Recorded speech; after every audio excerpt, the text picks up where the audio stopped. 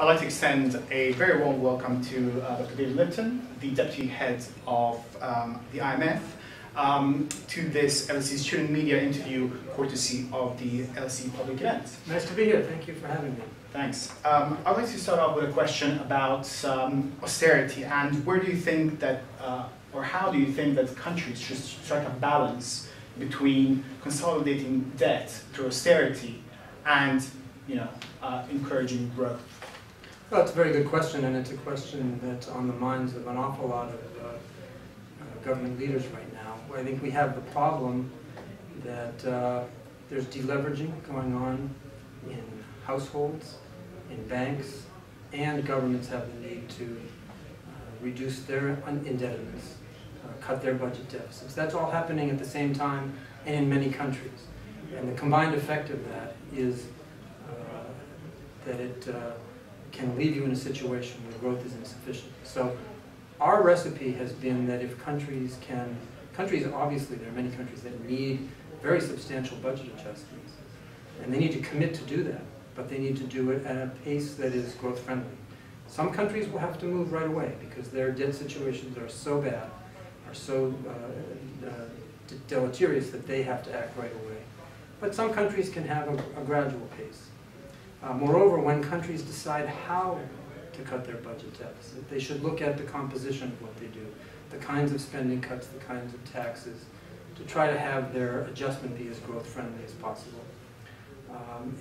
They should try to look for measures in the structural area that can be supportive of growth at the time that they're taking these steps to reduce their budget deficit. So there's no one silver bullet on how to manage this. It really will vary from country to country, but I think it's key that countries are aware of the growth challenge, because we are concerned that if growth is insufficient, the credibility that a country will stick with this adjustment long enough to really achieve its objectives, that credibility may be hard to maintain.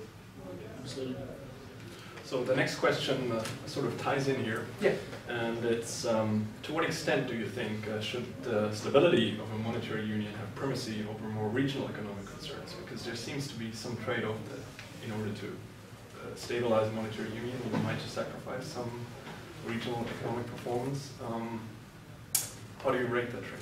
Well, I think if we're talking about the eurozone, I think it really is for the members of the zone to decide on the future of the zone. And I think they've decided that they really want to dedicate whatever they have to maintain the integrity of the monetary union. And countries have joined this union. They all seem dedicated to staying in. The stronger countries in the union are dedicated to making it work. So from our standpoint, we view our role as helping provide advice and analysis on how best to achieve that. If there are problems in a particular country, it's important that they get help from the rest of the members of the zone in order to succeed, because their problems eventually become, one way or another, the problems of everyone, either through trade or because countries are creditors to the country that's having difficulties. So there's plenty of good reason for there to be mutual support among countries in a zone, in the interests of both. I just want to get a little more specific, I guess, about some of the problems within the eurozone. When you look at last year's Irish general election, you saw a lot of anger against the IMF, against the European Union about returning to the bailout. And when you see politicians running against an international institution or multiple international institutions, do you worry that the IMF or the EU can become unduly politicized and lose some of its legitimacy? We've looked at the issue of what we call ownership across the many countries we've worked with over the many, many years. And it's clear that where countries decide on a course of action and decide that they are dedicated to it, that they're willing to explain to their people the reasons for the choices that are being made. They're able to explain to their people the time frame, so there's a realistic expectation of how long it will take before things start to get better and for whom. But those are the cases that succeed the best. We, you know, obviously we interact with the government principally, but more and more we've tried to have a dialogue with different political parties, different groupings in a country. If we can play a role in helping explain what it is we're doing, the ways in which we're trying to help, we can perhaps help that process of communication and understanding. But in the end of the day, it really is important that countries themselves embrace the changes. Now, in the case of Ireland, I think for the most part, we are really welcomed in Ireland. Ireland is doing very well in the way in which it's performing. It's fulfilling the promises and obligations that it's made. It still has many steps to go in order to regain market access, to reestablish strong growth and competitiveness. But you know, I think it is heading in the right direction, and the Irish government needs to explain to its own people that process, what to expect and when. If I just follow up very, very briefly, do you think there's a risk in Greece, which is historically a more socially and politically fragmented country than Ireland, that you risk politicians simply not being able to explain it, or that you do reach a limit to the tolerance of an electorate? I mean, I think Greece has been making very strong efforts over now quite a number of years. And I think it's understandable that people in Greece are finding this a hard process to go through. But again, you know, they have had an election, so they've had the opportunity to express their views politically. They now have a new government that is embarking on yet another effort to stabilize the country. We're in the process of discussions with them.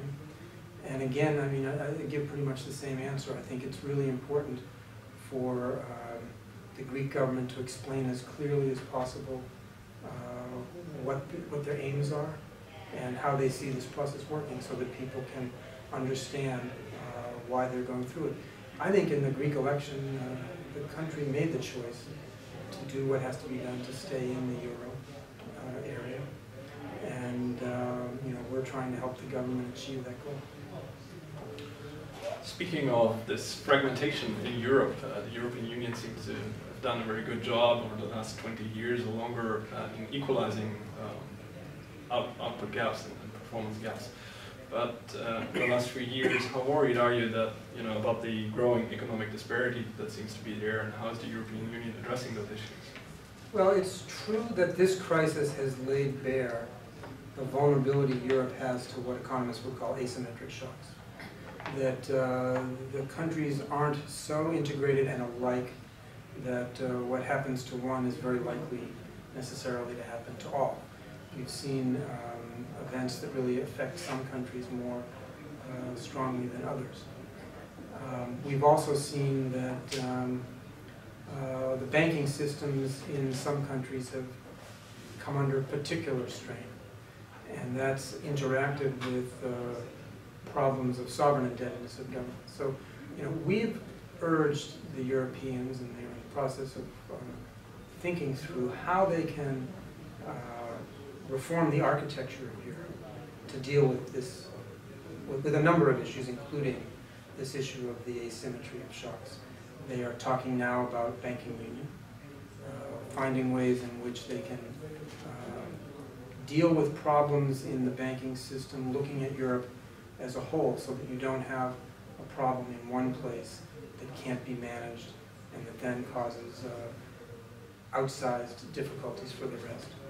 And we've urged them also in time to think about the question of fiscal union, which would include, among other things, ways in which there could be risk sharing among the countries of Europe, so that if there's a problem in one area, there would automatically be some way to dedicate resources to lessening that problem out of the mutual, because it would lead to a mutual gain, that the problem wouldn't become so severe that it would cause problems for the whole. But look, now I want to touch upon what you mentioned in your previous answer. You spoke about banking sectors in these countries. But to what extent do you think that financial regulation, for example, should kind of transcend more national borders, not just within Europe, but also between Europe, US, Asia, and so on? Because many commentators do trace the recession back to the lack of financial regulation. And I think that the inadequacy of regulation played a role in the development of this crisis. First when it started in the United States, but then when it reemerged in Europe.